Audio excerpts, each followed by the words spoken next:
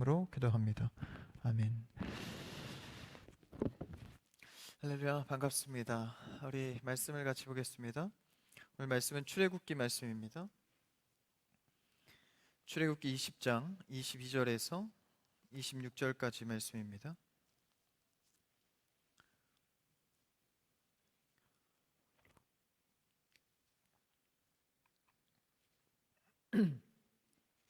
출애굽기 20장 22절에서 26절까지 말씀입니다. 이 안에는 조금 작은 것 같아요. 출애굽기 20장 22절에서 26절까지입니다.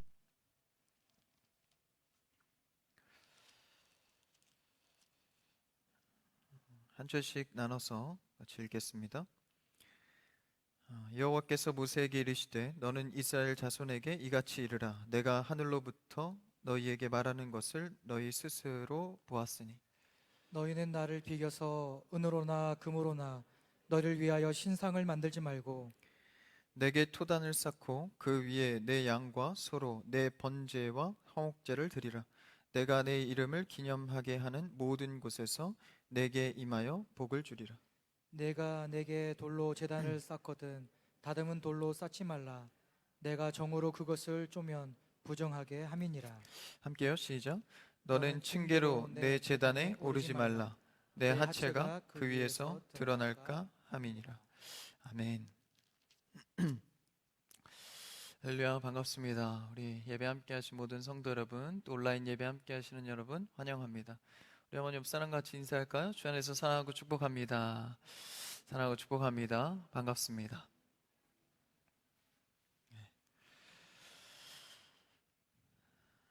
벌써 5월이 가고 6월 또 무더운 여름을 향해서 이렇게 가고 있습니다. 또 여러분 건강과 신앙에 주님의 은혜가 충만하기를 축복합니다. 오늘 말씀은요, 출애굽기 20장. 여러분 큐티 하시는 분들은 또 이렇게 출애굽기 말씀을 나가는 것을 알고 있습니다. 또 이렇게 시편 요새는 또 잠깐 나갔다가 이제 6월에 또 출애굽기를 나가는데요. 오늘 말씀은 그 대목 중에 하나인 모세와 그리고 이 이스라엘 백성들 사이에서 하나님께서 말씀해 주신 지켜야 할 말씀에 대해서 우리가 함께 나누길 원합니다. 말씀의 제목은요, 여호와를 비기지 않는 신앙입니다.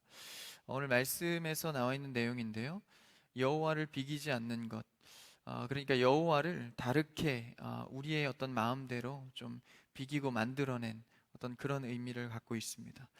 오늘 말씀에서 하나님께서 이스라엘 그리고 모세에게 전해준 말씀이 오늘날 우리에게 깊은 삶의 메시지가 되기를 축복합니다. 출애굽기의 목적, 그러니까 이스라엘 백성들이 출애굽해서 이제 애굽에서 나와서 가나안 땅으로 가는 여정이죠.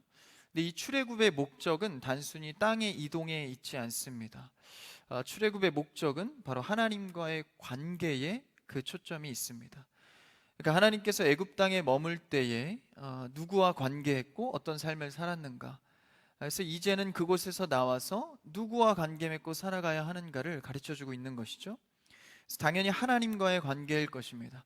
근데 이 하나님과의 관계는 단순하게 그냥 우리가 대화하고 사람들과 만나서 밥을 먹고 이렇게 관계를 쌓아가는 것이 아니라 하나님의 방법대로 관계를 쌓아가야 합니다. 그러니까 우리가 인간의 관계에서는 뭐 서로를 맞추고 서로에 대해서 알아가는 게 관계의 맺음일지 모르지만 절대 주권자 하나님과의 관계 속에서는 반드시 하나님의 법에 따라서 관계를 해야 합니다. 그러니까 우리가 신앙생활 하는 것도 다 하나님을 따르려고 하는 것 아닙니까? 근데 이제 하나님을 따름에 있어서 내 멋대로 내 생각대로 따르는 것은 하나님과 관계하고자 하는 것이 아니고 그냥 내가 내 신앙 행복하고 잘 되기 위함일 수 있습니다. 그러니까 오늘 말씀에서도 강조하는 것은 하나님을 경배하고 하나님을 알고 하나님을 예배하는 것이 그 관계의 목적이다라는 것이죠. 그러니까 하나님께서 알려주신 말씀을 따라서 하나님과 관계 맺는 여러분 되기를 축복합니다. 그래서 내 마음대로 하면 안 되는 것이죠. 사실 인간의 관계도 그렇습니다. 내 맘대로 사람의 관계를 맺으려고 한다면 그 사람은 거부하고 멀어지기 마련이죠. 근데 상대의 소리를 듣고 저가 뭘 원하는가, 나랑 가까워지기 위해선 저에게 무엇을 제공하고 또 나눠야 하는가를 주의 깊게 들을 수 있어야 하는 것이죠. 하물며 하나님이겠습니까? 그래서 오늘 말씀에서 사실 오늘 말씀뿐만 아니라 출애굽기의 수많은 장을 할애해서 하나님께서 이제 이스라엘 백성들에게 알려주고 있는 장면이 나옵니다. 직접적이기도 하고 모세를 통해서 간접적이기도 하고 다양한 방법을 통해서 중요한 그 말씀을 전달해 주는 것이죠. 그래서 이 호렙산에서 하나님께서 말씀을 주시는데 이 전에는 이제 십계명을 주셨습니다. 십계명의 내용이 나왔고요. 그것을 조금 풀어서 이제 여러 가지 법도에 대해서 말씀을 해 주십니다. 그래서 하나님의 임재가 상징되는 장면들도 나오고요. 그래서 모세가 하나님의 말씀을 받아서 이스라엘 백성들에게 전하기도 하고, 하나님께서 이스라엘 백성 그리고 모세에게 말씀을 주셨을 때는 그 모세의 개인적인 감격이 있었을 겁니다. 단순히 이제 하나님의 말씀이니까 무조건 이제 좋지, 은혜스럽지, 그것이 아니라 이 모세는 일찍이부터 애굽에서 나오기 전에 이미 하나님의 언약을 먼저 받은 자입니다. 그러니까 너를 통해서 애굽에서 이스라엘 백성들을 이렇게 이끌어낼 거야. 근데 실제 이루어지고 나서 진짜 호렙산에서 다시 말씀을 받게 되니까 이 감격은 다른 이스라엘 백성들과는 당연히 다른 것이죠. 여러분, 우리도 하나님을 아는 것만큼 이 은혜를 누릴 수 있습니다. 할렐루야. 그래서 우리가 더 알기를 원하고 성경을 읽는 이유가 무엇입니까? 하나님의 은혜를 더 알기 위함인 것이죠. 무조건적인 은혜도 있겠지만 그것보다도 이 모세는 일찍이 하나님의 언약을 경험했습니다. 그러니까 기도하는 자가 은혜도 누립니다. 할렐루야. 그러니까 이제 그냥 하나님의 은혜로 응답받은 자는 그 감격이 그렇게 크지 않습니다.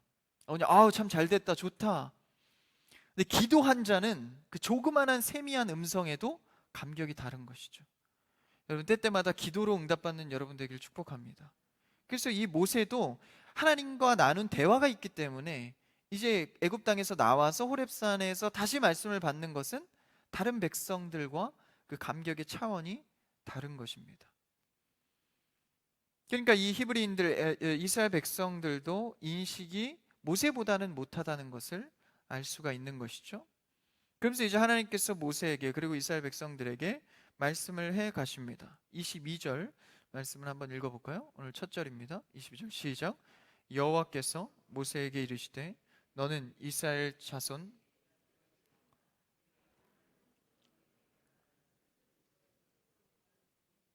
하나님께서 모세에게 말씀하십니다.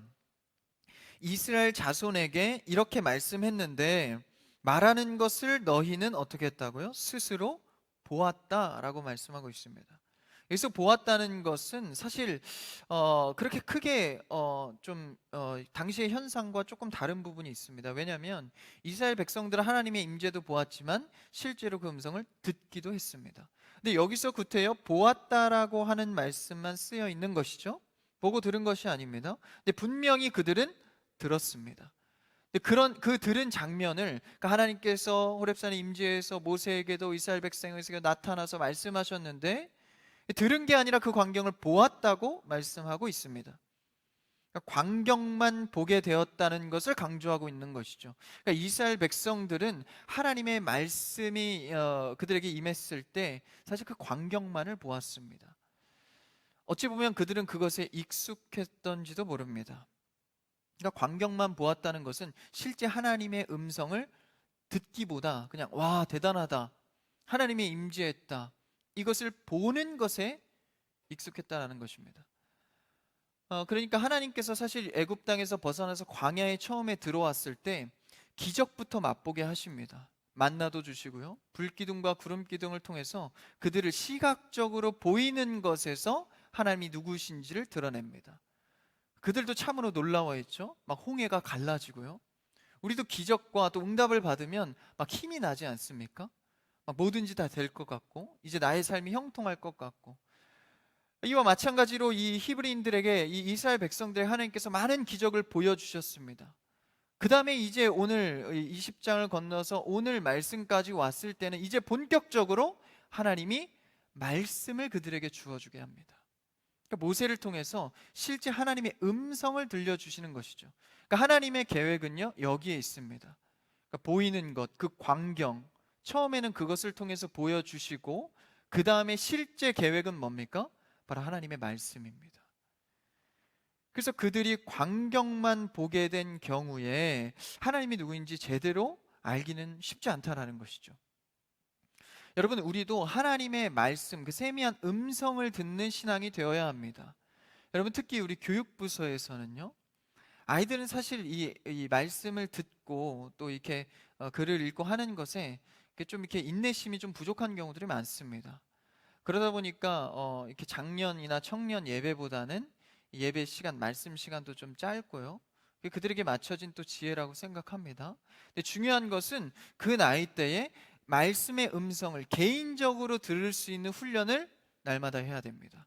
그 환경에 노출시키기 위해서 가정에서나 교회에서나 학교에서나 자기가 공부하는 어느 곳에서든지 말씀을 가까이 할 수 있는 훈련을 반드시 해야 됩니다.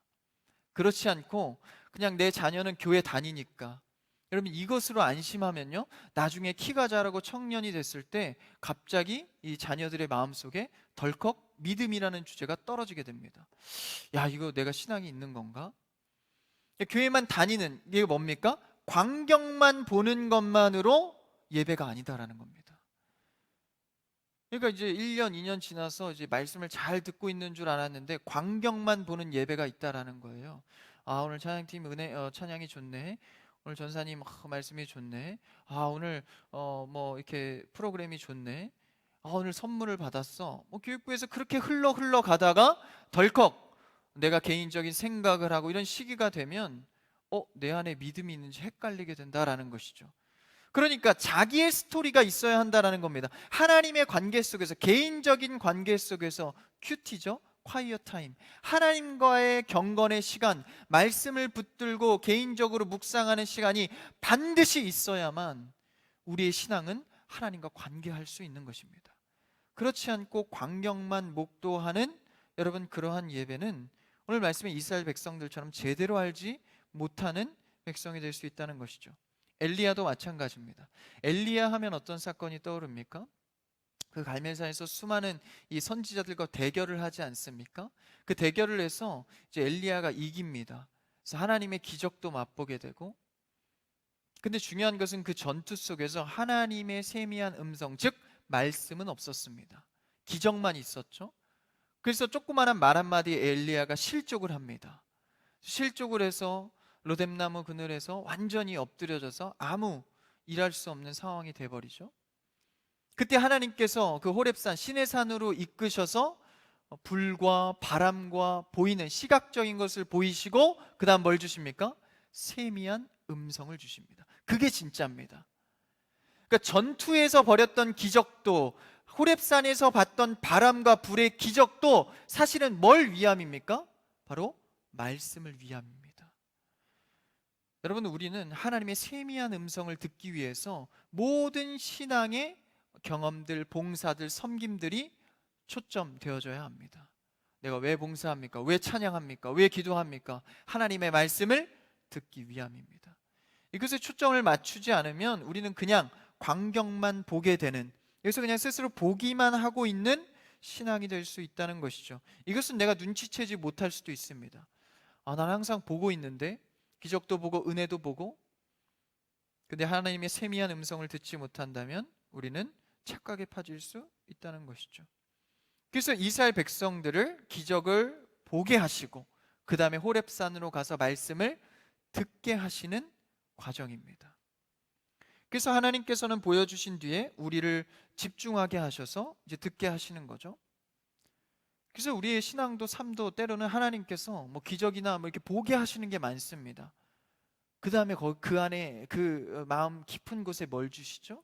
말씀을 주십니다. 음성을 주십니다. 우리는 그것에 집중하여야 하는 것이죠. 여러분, 광경만 보는 예배가 되지 않기를 축복합니다. 내 삶에 이렇게 기도하는 겁니다. 그러니까 오늘 저녁에도 여러분 기도하실 때, 주님, 내 삶에 보게 되는 모든 일 속에서 하나님의 말씀을 듣게 하여 주시옵소서. 그 기도를 통해서 하나님께서 세미한 음성으로 응답해 가 주시는 것이죠. 그래서 우리는요, 보이는 것보다 듣는 것에 익숙하여서 그것을 붙드는 훈련을 많이 해야 합니다. 물론 이 설교의 시간에서도 듣게 되지만 사실 여러분 기도할 때도 듣는 기도 하셔야 됩니다. 주님, 나에게 무엇을 원하십니까? 주님, 내가 어떻게 하기를 원하십니까?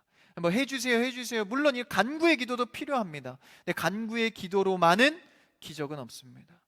간구의 기도 속에서 하나님의 음성을 듣는 것이죠. 그래서 이 간구의 기도도요, 자꾸 기도 제목이 수정이 됩니다. 아, 하나님이 이런 걸 더 원하시는구나. 그렇죠? 그래서 들으면서 기도하는 거죠. 찬양도 마찬가지입니다. 찬양하면서 내 마음의 고백, 그 가사의 고백을 통해서 아, 하나님이 이런 고백을 원하시는구나. 내가 이렇게 살기를 원하시는구나. 마음속에 결단과 그리고 감격이 올 때 거기서 하나님의 음성을 듣게 되는 것이죠. 그래서 예배 속에서 나의 고백 속에서 그 모든 순간 속에서 예수 그리스도 그리고 하나님의 메시지를 발견할 수 있습니다. 발견하지 못하는 이유는 무엇입니까? 내 영이 둔감하여서, 죄 속에서 음성의 사모함이 없어서 그 메시지를 발견하지 못할 때가 많은 것이죠. 그래서 모세에게 하나님께서 그들이 보았다 이렇게 말하는 것입니다. 그래서 이제부터는 본격적으로 이제 듣기를 원하는 것인데, 하나님께서 우선순위해서 말하는 것이 오늘의 말씀입니다. 무엇을 먼저 듣기를 원하는가? 23절, 그 다음 절을 한번 읽어볼까요? 23절 시작. 너희는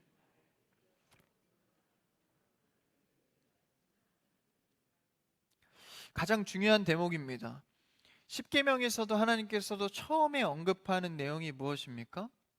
우상을 만들지 말고 다른 신을 섬기지 말아라. 근데 단순히 이것은 뭐 불상을 놓고 아니면 목상을 놓고 절하는 행위, 뭐 그 정도의 수준이 아니라 이것은 하나님과 관련된 이야기를 하고 있는 것입니다. 단순히 우상에만 관련된 얘기가 아니라 하나님과 직접적인 얘기를 하고 있는 것이죠. 23절에 보니까요, 가장 중요한 대목이 바로 비겨서입니다. 오늘 말씀의 제목에도 들어있죠. 비겼다는 것은 이제 뭐 이렇게 주물러서 만들어서 이게 덧대는 행위를 말하죠. 덧대서 원래 거를 좀 변형해서 왜곡해서 새롭게 만드는 행위를 말합니다. 여기서 너희는 누굽니까? 이스라엘 백성입니다. 나는 누구죠? 여호와 하나님입니다.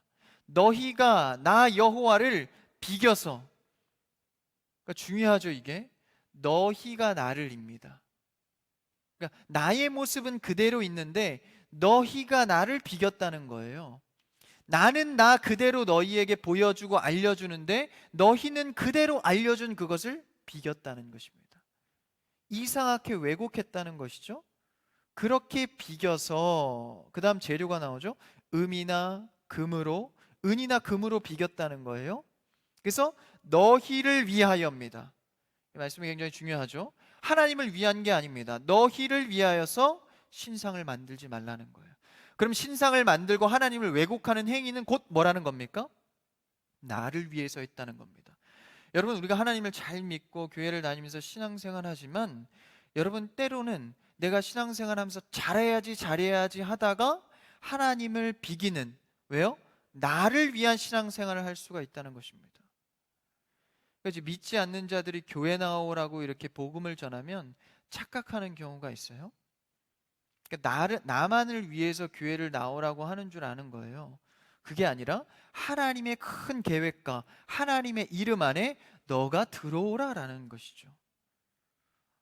근데 이것을 오해해서 우리의 신앙도 흘러 가다 보면 나를 위한 신앙, 그래서 하나님을 왜곡하는 겁니다. 나에게 포커스를 맞추게끔 하나님을 변형시키는 것이죠. 그래서 하나님의 먼저는 뭡니까? 하나님의 형상, 그러니까 우리죠. 그 속성과 능력, 하나님의 형상, 하나님의 속성, 그런 것들을 내가 제한해 버립니다. 하나님, 이렇게 해주세요 라고 고백하면 꼭 그렇게만 해주기를 바라는 거예요. 아니, 꼭 그렇게 해줘야 하나님인 줄 아는 겁니다. 하나님, 이렇게 해주셔야 됩니다. 물론 그렇게 해주셔도 은혜이지만 하나님은 더 좋은 방법을 쓸 수도 있고, 우리가 보기엔 안 좋지만 낮은 자의 방법을 쓸 수도 있습니다. 근데 우리가 고집을 부리는 거예요. 하나님은 이런 분이니까 이렇게만 해주세요. 그렇게 응답이 안 되면 또 실족하고 시험되기도 합니다. 그것은 혹 내 맘대로 만드는 하나님일 수 있다는 것입니다. 우리는 하나님의 소리를 듣고 하나님은 누구이시며 하나님은 무엇을 원하는지를 세세하게 살펴야 됩니다. 그렇지 않고 그냥 하나님이 이렇게 되니까 하나님의 능력을 제한해 버린다면 그것은 곧 하나님을 나를 위한 것으로 비겨버릴 수 있다는 것입니다. 굉장히 위험한 것이죠.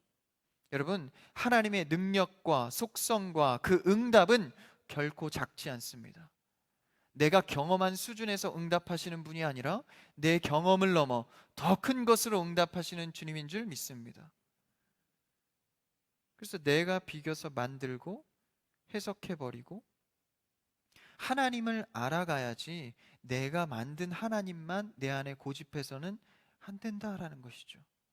여러분, 이 제한적인 하나님을 내가 그냥 생각해서 고집을 부린다면 여러분, 그것은 내 신앙의 건강도 해칠 뿐더러 다른 사람에게도, 타인에게도 신앙의 건강을 해친다라는 것입니다. 왜 그렇죠? 내 하나님만 고집해서 그에게 적용시키는 거예요. 야, 하나님이 이것만을 원하셔. 너 이렇게 해야 돼. 막 지적하고 이렇게 누르는 겁니다. 내 안에 비겨진 하나님 때문에. 곧 은과 금으로 만든 우상이 될 수 있다는 것이죠. 그 다음에 또 비긴 것은 무엇이겠습니까? 은금과 빚었다는 실제적인 우상을 만들 수 있습니다. 그러니까 우리는 하나님의 형상대로 지음받은 자들입니다. 할렐루야. 내가 하나님의 형상대로 지음받았는데 한낱 피조물을 비겨서 숭배를 하는 거예요. 한낱 피조물을 의지하는 겁니다. 존귀한 자로 만드셨는데, 창조주의 형상대로 만드셨는데 한낱 피조물 따위에게 경배하고 의지하는 것이죠. 여러분이 경배하고 의지하는 주제들은 무엇입니까? 돈입니까? 아니면은 자녀입니까? 물질, 경제적인 거, 내 능력, 스펙입니까? 그런 거를 의지하고 경배하다 보면 나는 하나님의 형상으로 존귀하게 지음받았는데 그것 피조물을 따르는 이 하나님의 형상에 어울리지 않는 모습으로 살게 된다라는 것이죠. 그러니까 하나님의 원리는 그럼 뭡니까? 하나님의 형상을 닮았으니 하나님을 경배하는 자로 서기를 원하는 것입니다. 이게 하나님께서 우리에게 원하는 삶의 원리입니다. 그 다음에 많은 피조물들을 우리가 누려가는 것이죠. 그래서 하나님의 형상을 은으로 금으로 만드는, 그래서 어떤 피조물에 제한시켜 버려서 그것을 경배하고 따르는 이런 모습을 볼 수 있는 것이죠. 하나님의 형상, 하나님을 이제 비겨서 만들었다는 건 사실 예술품은 예외입니다. 예술품은 아닙니다. 그런 예술품은 그냥 예술품으로 끝나는 것이고 그것을 의지하고 경배하는 대상을 말하는 것이죠. 그래서 중요한 단어, 이 비겨서.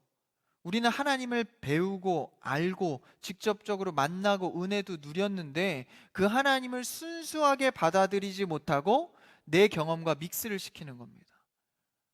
그래서 하나님을 제한시켜버리는, 왜곡시켜버리는.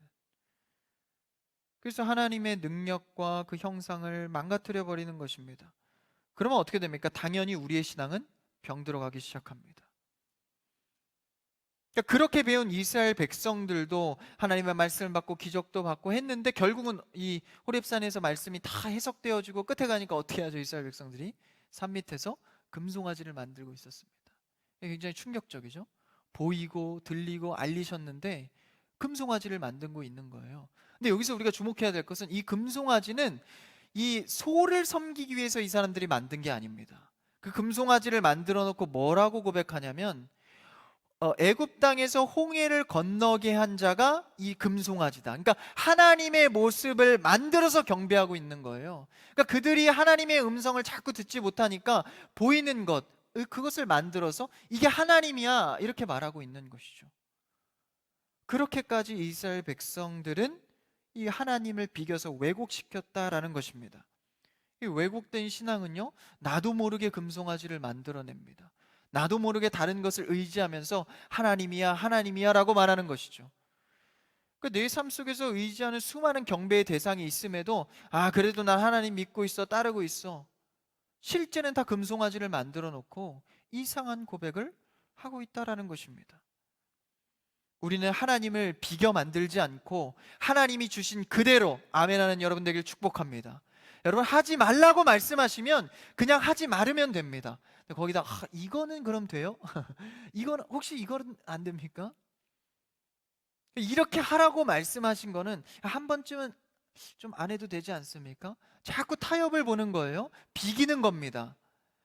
하나님께서 주신 말씀을 순수히 그대로 100% 아멘하는 여러분 되길 축복합니다. 저도 말씀을 읽으면서 그렇게 하려다 보니까 쉽지 않더라고요. 자꾸 타협하게 되고, 다른 신앙인들도 사람들도 이렇게 하지 않습니까? 조금 이렇게 하면 안 되겠습니까? 뭐 이런 마음들이 들어오는 것이죠. 그러다 보면 하나님을 비기게 됩니다. 그래서요, 우리 교단에서는 사실 이 강단 뒤에, 그러니까 말씀 전하는데 뒤에 형상의 십자가를 걸지 않습니다. 그렇게 하기로 총회에서 약속을 했죠. 근데 이제 그렇기 전에 강단 위에 십자가를, 대형 십자가를 거는 게 유행인 때가 있었습니다. 대형 십자가를 걸어 놓으면요, 이 문제가 자꾸 생기는 거예요. 다 금요 예배 때 같은데 불 다 꺼놓고 이제 막 기도를 하면 이 십자가에 또 불도 들어와요. 이렇게 빨갛게. 그러다 보면 이제 기도하다가 잠깐 이렇게 눈을 뜨면 그 십자가에서 자꾸 뭐가 보인다는 거예요. 어떤 형상이 자꾸 보인다 그러고 막 뭐 거룩한 모습이 보인다 그러고 자꾸, 그러니까 그게 뭡니까? 하나님을 왜곡하고 비기게 되는 겁니다. 그러니까 나는 하나님의 음성을 들어야 되는데 자꾸 십자가에서 뭐가 보인다 그러고, 그러니까 아예 십자가를 이제 걸지 않기로 한 겁니다. 그러니까 그 비기는 현상들, 그런 것들이 있는 것이죠. 여러분, 우리는 말씀의 세미한 음성에 집중할 수 있어야 합니다. 그래서 하나님께서 그렇게 사실 인간의 속성을 잘 알기 때문에, 그렇죠? 우리의 속성은 무엇입니까? 보이는 것에 의지하는 속성이 있습니다. 그러니까 보이지 않으면요, 이게 항상 의심되고 이 믿음을 잃어버립니다. 마치 도마처럼 말이죠. 만져봐야 알고 봐야 알고. 그래서 하나님께서 이 우상 만들지 않는 것에 훈련을 시키시는 겁니다. 보이지 않는 것에 익숙할 수 있도록. 여러분, 우리의 신앙은 보이지 않는 하나님이어도 그 음성을 들음으로 말미암아 남들이 볼 수 없는 것을 볼 수 있는 여러분 되기를 바랍니다. 이 음성을 들을 줄 아는 자다라는 것이죠. 그래서 일상의 패턴에서요, 즉각 보여주는 게 사실 이렇게 좀 위험할 수 있습니다. 요새는 이제 미디어 시대이기 때문에 사실 즉각적으로 보이는 게 익숙하지 않습니까? 유튜브나 검색을 통해서 스마트폰 하나면 빨리빨리 다 뜨죠. 조금만 느려도 막 답답해서 막 여러 번 누르고 막 그러지 않습니까? 즉각 나타나지 않으면 답답한 시대예요. 그러다 보니까 신앙에는 좀 손해가 옵니다. 하나님의 말씀은요, 즉각 안 나타나는 경우가 대부분입니다. 보여지지 않는 경우도 대부분이고요. 그래서 하나님은 세미한 음성을 통해서 항상 말씀하시잖아요. 그러니까 우리는 이 미디어 시대 속에서 이 영적으로 깨어있지 않으면 사실 굉장히 약한 상태입니다. 굉장히 불리한 상태라는 것이죠. 그래서 여러분, 이 코로나 시대 때 정말 개인적으로 신앙의 경건 훈련 많이 하셔야 됩니다. 그래야 이 세상에서 버텨낼 수 있는 것이죠. 즉각적으로 보여줘야 하는 시대 속에서 어떻게 인내하고 음성을 기다리는 훈련을 할 수 있겠습니까? 여러분, 예배를 통해서, 오늘 기도를 통해서 그 훈련 되시기를 축복합니다. 그래서 순수한 동기로 시작한 일일지라도 하나님의 뜻에 이제 비겨진다면, 하나님의 뜻에 어긋난다면 우리는 비길 것이 아니라 쳐내고 버리고 수정해야 됩니다. 그러니까 동기는 순수할 수 있어요. 교회에서도 그런 경우들이 많죠. 이제 신앙에 어떤 욕심이 생기고 또 은혜가 생겨서 이렇게 한번 해봐야지.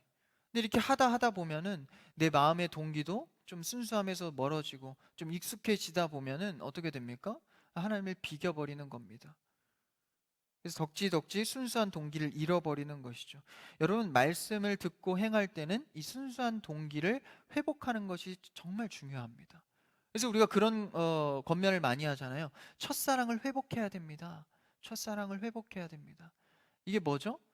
신앙의 익숙함 때문에 여러 가지 군더더기가 복음 가운데 붙어져 있는 겁니다. 그거를 쳐내야 된다라는 거예요. 첫사랑을 회복하라. 수정하고 버리고, 오늘 하루의 삶 속에서 나에게 나에게 말씀이 떨어진다면 오늘 하루 비워내고 버리는 연습을 하는 것이죠. 처음에는 동기가 다 이렇게 힘이 있지만 점점 그 순수함을 잃어갈 때가 많습니다. 여러분의 신앙은 어떻습니까? 내가 생각한 은혜, 받은 은혜를 순수히 지금도 갖고 있습니까? 아니면 변질되어서 그냥 나는 잘한다고 하지만 내 속에서 이 금과 은 송아지를 만들고 있지는 않습니까? 우리는 순수한 동기를 날마다 이어져 가야 합니다. 제가 이 청년부 사역을 하면서 이제 청년들 안에서는 또 여러 가지를 또 이렇게 모이고 또 해보고 이렇게 많이들 합니다. 근데 그 가운데서 이제 하다 보면 처음에는 이제 순수한 동기고 너무 좋다 했지만 이제 하다 보면 조금 아니라고 생각되어질 때가 있어요. 그러면 어떻게 하냐면 바로바로 저는 수정을 합니다. 그냥 여태까지 해왔던 어떤 자존심, 여태까지 어떤 해왔던 그런 전통들 다 무시합니다. 왜요? 하나님께서 원하시는 것이 오늘 떨어졌다면 10년, 20년 아무리 내가 했던 거라 할지라도 버려낼 수 있어야 하는 것이죠. 그 훈련이 되어야 합니다. 하나님께서 신앙도 마찬가지입니다. 처음엔 좋은 동기로 시작했지만 하다 보니까 은혜가 안 되고 누군가가 실족하고 뭔가 변화가 있다면, 하나님께서 주신 은혜가 있다면 그것을 한순간에도 내려놓을 수 있어야 한다는 것이죠. 고집하고 갈 것이 아니라. 그래서 우리는 항상 하나님께서 나에게 무엇을 원하시나 들을 수 있어야 하는 것입니다. 수정할 수 있고 내 고집대로 가는 것이 아니라 항상 귀 기울여 듣는 습관이 중요한 것이죠. 그래서 신앙에도 좋은 동기의 시작이지만 무언가 안 맞는 것이 생기고 매일매일 나의 삶을, 나의 모습을 살펴봐야 하는 것이죠. 살펴보지 않으면 천일 것을 발견하지 못합니다. 그러면 어떻게 되죠? 자꾸 더하게만 됩니다. 그래서 더하는 것이 좋은 거야, 배우는 것이 좋은 거야, 깨닫는 거 계속 더하다 보면 진짜 내가 하나님 안에서 순수한 것들이 자꾸 사라집니다. 여러분, 더하는 것도 신앙의 좋은 은혜가 될 수 있지만 빼는 것 역시 복음의 순수한 동기로서 좋은 은혜가 될 수 있습니다. 빼는 연습하는 여러분들을 축복합니다. 비워내는 연습. 이것은 뭐 불교의 은덕처럼 그냥 비워내 이런 게 아닙니다. 복음 외에는 남겨두지 않는 습관입니다. 복음이 뭐죠? 예수 그리스도의 사랑입니다. 예수 그리스도의 사랑이 아닌 것에 대해서 행위하는 것, 덧대어진 것들을 자꾸 비워내는 것이죠. 그 연습을 해야 합니다. 오직 예수 그리스도만 내 안에 남도록. 그래서요, 요새는 교회에서도요, 복음도 변질됐습니다. 이 강단이 변질되다 보니까 복음도 변질된 거예요. 돈을 많이 버십시오, 그냥 성공하십시오, 성공주의에 사로잡혀서 능력 있고 힘 있으면 모두 다 그게 복음인 것처럼 왜곡하는 경우가 너무나도 많습니다. 물론 돈 잘 벌고 여유롭게 살고 행복해야 되고 중요합니다. 그것도 하나님 믿으면 주십니다. 그러나 그게 복음은 아니라는 것입니다. 복음은 내 안에 순수한 예수 그리스도의 사랑만 남길 수 있는 마음입니다. 여러분, 그 마음의 관계를 하지 못하면 복음이 내 안에 자라갈 수 없는 것이죠. 여러분, 예수 그리스도만 내 안에 남는 그런 삶이 되기를 축복합니다. 그래서 이 교회도 마찬가지고요, 이 교회 공동체도 그렇고요, 그리고 또 가정 공동체, 가정의 부부의 관계, 자녀의 관계 속에서도 복음과 그 예수 그리스도의 사랑만 남도록, 그러한 공동체 되도록 우리는 훈련해야 되는 것이죠. 순수한 신앙 되도록. 자꾸 군더더기를 붙이면 안 된다라는 것입니다. 순수한 신앙, 하나님께서 나에게 주신 오리지널 그 복음, 그것을 갖고 있어야 한다는 것입니다. 변질되지 않는 신앙 되기를 축복합니다. 제가요, 이번 주에 이제 간증을 여러분들 같이 듣지 않았습니까? 저는 그 간증을 들으면서 제가 생각했던 신앙관, 그리고 제가 생각하고 있는 그 신학들이 정리가 되는 어떤 기적이 일어나더라고요. 그래서 듣는데 실제지 않습니까? 그런 것들이 막 정리되면서 너무 많이 배우게 되는 거예요. 실제의 어떤 사건을 놓고. 근데 제가 이번 주에 성경을 읽다가, 요한계시록을 읽다가 제가 깜짝 놀랐습니다. 정말 소위 말해서 뒤로 넘어가는 줄 알았습니다. 그러니까 요한계시록을 보니까 이게 막 심판들이 나오지 않습니까? 근데 거기서 이제 심판 때에 우리를 구원하시고 이제 믿지 않는 자들을 이제 구원하지 않는 그 심판하시는 그 장면 속에서 이 간증의 내용이 들어있더라고요. 근데 그게 정확히 맞아떨어지는 것을 보고 제가 정말 뒤로 넘어가는 줄 알았습니다. 그 내용이 무엇이었냐? 우리의 신앙에, 복음에 군더더기가 없어야 한다라는 것입니다. 막 뭘로, 내가 좋아하는 것들로 막 군더더기를 붙이면 복음이 어느새 가려져서 없어진다라는 것이죠. 그래서 우리는 오직 복음, 믿음으로만 생명책에 기록됩니다. 그 내용이 요한계시록에 나오거든요. 그래서 요한계시록에 보면요, 두 책, 그냥 두 권이 아니라 책의 두 종류가 나옵니다. 하나는 행위의 책이 나오고 하나는 생명의 책이 나옵니다. 근데 그 장면을 보니까 이 행위의 책은요, 이 세상 살아가는 동안에 행위했던 기록입니다. 내가 행위했던 기록대로 심판을 받는다는 거예요. 근데 거기서 건진받을 수 있는 조건은 생명책에 기록된 자라는 겁니다. 제가 그걸 보고 깜짝 놀랐습니다. 한번 그 말씀을 읽어볼까요? 요한계시록 20장 12절에서 13절 말씀입니다. 한번 읽어볼까요? 시작. 또 내가 보니 죽은 자들이 큰 자나 작은 자나 그 보좌 앞에 서 있는데 책들이 펴 있고 또 다른 책이 펴졌으니 곧 생명책이라. 죽은 자들이 자기 행위를 따라 책들에 기록된 대로 심판을 받으니, 다음이요, 바다가 그 가운데에서 죽은 자들을 내주고 또 사망과 음부도 그 가운데에서 죽은 자들을 내주매 각 사람이 자기 행위대로 심판을 받고. 책이 두 권이라는 거예요. 행위대로, 그러니까 자기의 행위가 쓰여진 책이 있다는 겁니다. 그대로 심판을 받는다는 거예요. 내가 좋아하고 먹는 거, 입는 거, 그리고 마시는 거, 그리고 물질의 문제, 내가 사랑했던 행위들, 우상 섬겼던 거, 금으로 은으로 비겼던 모든 행위들대로 심판을 받는다라는 겁니다. 근데 그것으로부터 건진받을 수 있는 단 하나의 조건은 생명책의 기록입니다. 그 생명책은 곧 복음입니다. 오직 순수한 복음으로만 끝까지, 내가 죽을 때까지 순수한 복음을 갖고 있는 자들, 생명책에 기록된 자들은 모든 행위로부터 면죄를 받는다라는 것이죠. 그러니까 우리가 어떤 행위를 행위로 보상하려고 하면 안 됩니다. 이건 천주교식 타락한 신앙입니다. 행위를 행위로 보상하는 거예요. 나쁜 짓 했어? 그럼 좋은 일로 메꿔.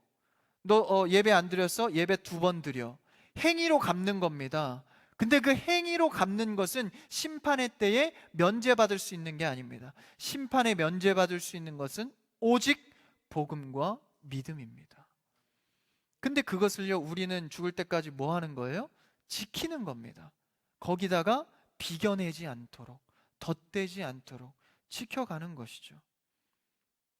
그래서 우리는 행위에 대해서도 스스로 삼가 겸손할 줄 알아야 되고, 그리고 그 은혜에 대해서 믿음과 복음으로 결부시킬 수 있어야 됩니다.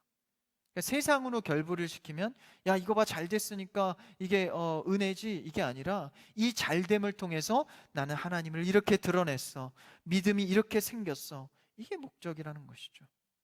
우리는 순수한 신앙 갖기를 축복합니다. 그래서 그 순수한 신앙 속에서 우리는 예배 드려가는 것이죠. 그래서 이런 순수한 신앙을 하나님께서 원하는 것입니다. 비겨서 신상을 만들지 말고, 그리고 뭐 하라는 거예요? 이제는 24절을 한번 읽어볼까요? 24, 25절 같이 한번 읽읍시다. 시작. 내게 토단을 쌓고 그 위에 내 양과 소로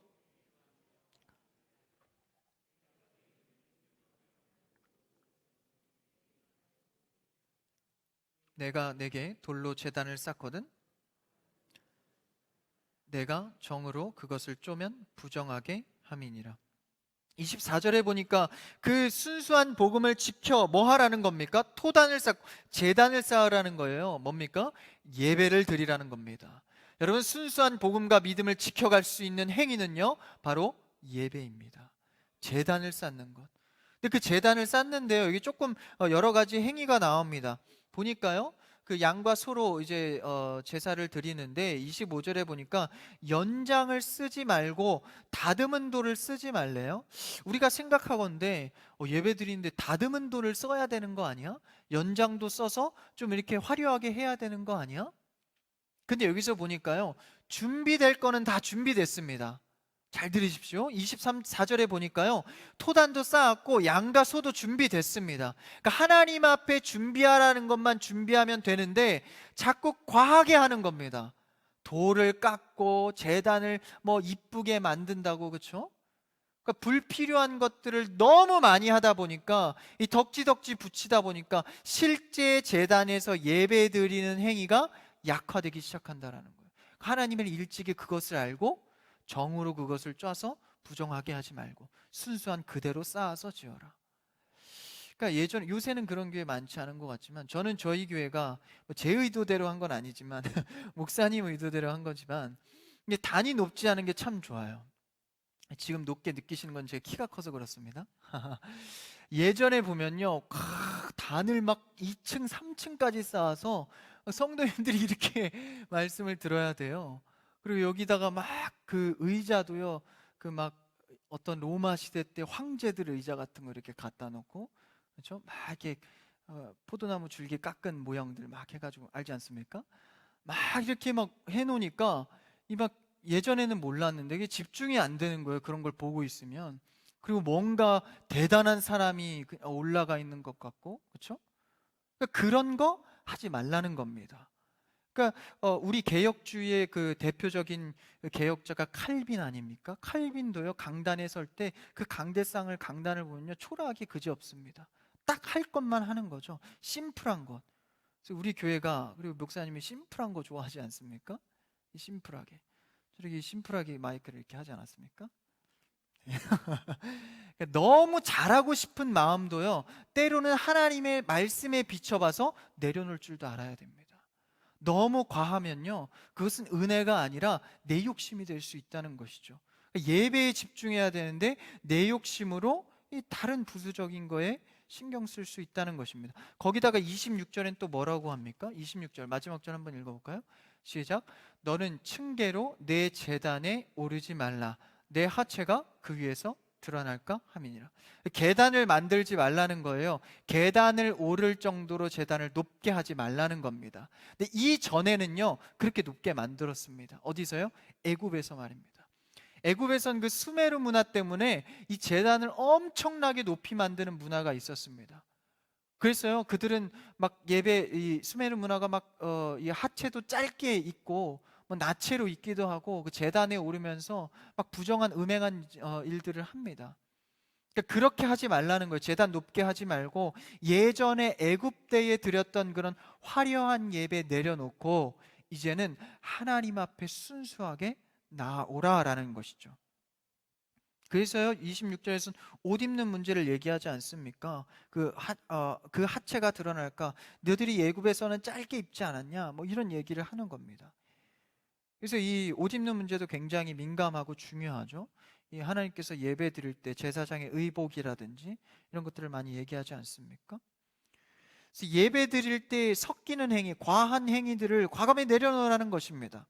그래서 순수하게 예배하라는 거예요. 근데 좀 이게 추상적일 수 있습니다. 순수하게 예배하라는 게 무엇인가? 여러분, 우리는 하나님 앞에 죄인으로 나와야 합니다. 할렐루야. 그게 축복입니다. 그러니까 우리가 온전히 내려놓지 못하고 오늘 무슨 말씀 하나 들어보자. 저건 공감되네. 저거는 내 얘기 아니야. 이렇게 하지 말고 죄인으로 순수히 나오라는 겁니다. 순복하며 나오라는 것이죠. 하나님께서는요, 그대로 나오는 것을 좋아하십니다. 예수님께서도요, 사람들 만날 때 누구에게 능력이 가고 누구에게 응답이 이루어집니까? 순순히 나오는 자에게 응답이 일어납니다. 그러니까 내가 부족하면 부족한 대로 나오는 겁니다. 그러니까 나약하면 나약한 대로 나오는 겁니다. 죄가 많으면 죄가 많은 상태로 그대로 나오는 것입니다. 여러분, 이 밤 주님 앞에 기도할 때 여러분의 마음 그대로 기도하는 여러분 되길 축복합니다. 그게 순수하게 나오는 예배고 기도다라는 것이죠. 그대로 나오는, 그래서 다듬은 돌로 하지 말고 추하고 약한 마음 그대로 나오는 여러분 되기를 축복합니다. 말씀을 기억하면서 한번 찬양하기를 원하는데요, 내 모습 이대로 사랑하시네. 우리 가사를 묵상하면서 주님 앞에 한번 같이 찬양합시다.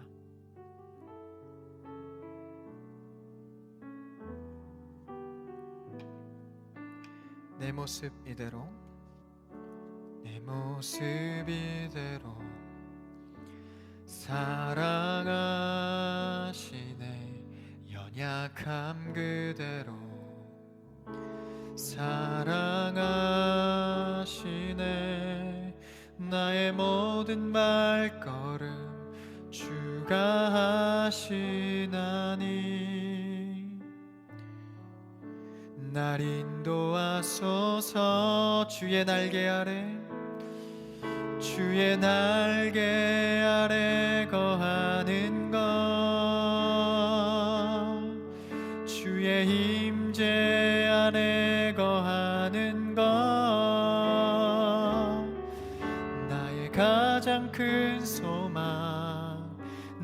가장 큰 은혜. 주와 함께 동행하는 일, 주의 날개 아래, 주의 날개 아래 거하는 것, 주의 임재 안에 거하는 것, 나의 가장 큰 소망, 나의 가장 큰 은혜. 주와 함께 동행하느니. 아멘.